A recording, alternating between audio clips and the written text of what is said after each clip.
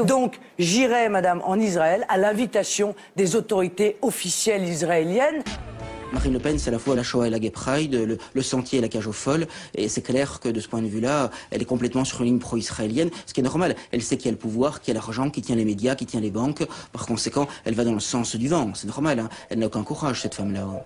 Nos compatriotes juifs n'ont rien à craindre du Front National, bien au contraire. Mais Marine Le Pen et sa clique, qui sont des sionistes, je peux vous le démontrer, je le sais pour des raisons intimes, et vous le verrez de plus en plus, parce que cette extrême droite bourgeoise, en réalité libérale, même si elle prétend autre chose, a compris que l'extrême droite avait à nouveau un avenir en France. Si elle acceptait de se soumettre au sionisme, ils passent leur temps à attaquer les musulmans. Et on voit très bien que le président du Vlaams-Belang à la fois attaque en avance les musulmans et tous les 15 jours à Tel Aviv. Le vice-président du Front National, Louis Alliot, connu également comme le conjoint de Marine Le Pen, se trouvait en Israël de dimanche à mardi soir. Un déplacement tenu secret, mais qui a finalement été révélé lundi par le site internet GSS News.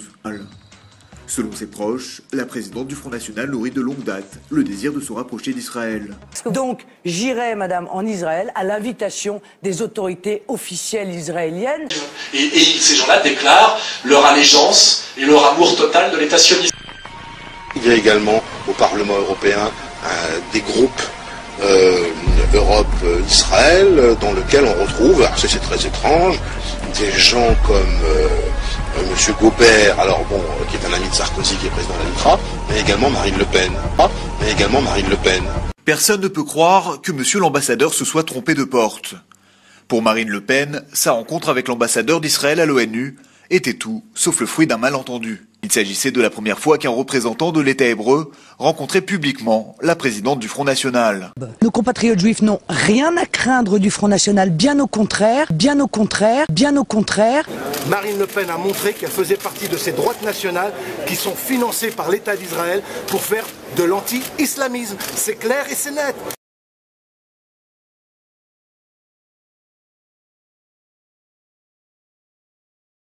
Il y a une chose qui monte, ce sont les menaces à l'égard de nos compatriotes juifs, dont l'immense majorité sont les victimes de fondamentalistes islamistes. Personne ne doit être conduit contre son gré ou à son insu à manger halal. Ce sera halal et rien d'autre. Eh bien, ceci est un véritable scandale. Je trouve qu'il s'agit là d'une violation très grave de la laïcité.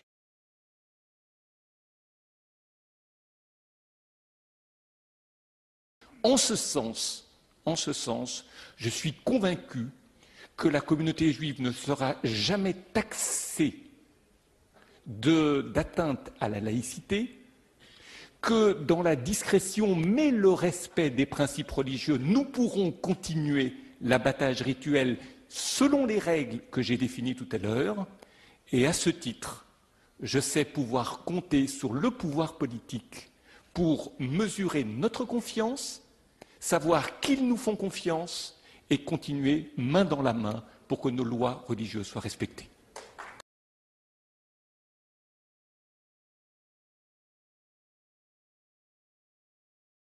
Le complot sioniste, ça n'existe pas.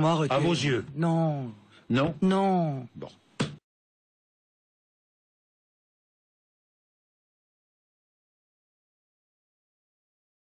Est-ce que pour être républicain, il faut adhérer à une loge maçonnique? Je ne sais pas. Ça a l'air d'être la condition sine qua non.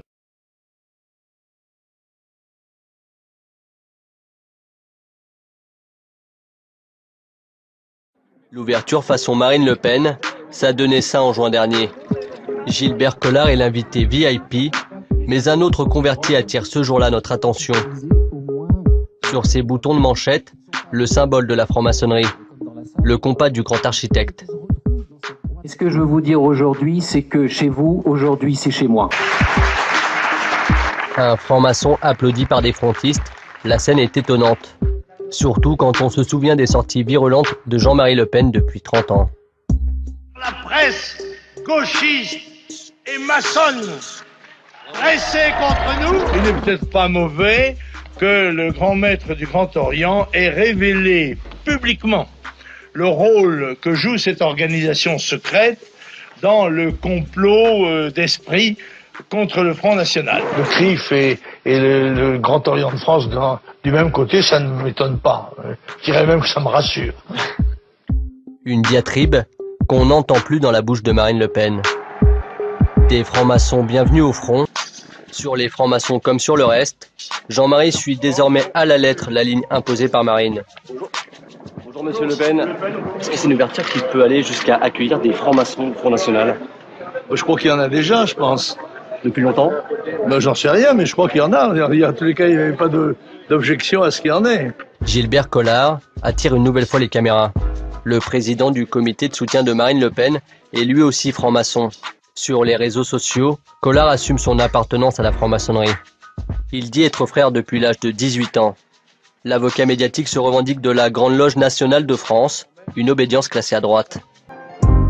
Le Douguet, Collard, des francs-maçons assumés au service de la normalisation du nouveau front. Une double appartenance pas encore facile à assumer face caméra. Et des références nouvelles pour le Front National, de quoi séduire certains francs-maçons. C'est le cas de cet ancien grand maître qui préfère rester discret. Est-ce que le FN est plus fréquentable aujourd'hui?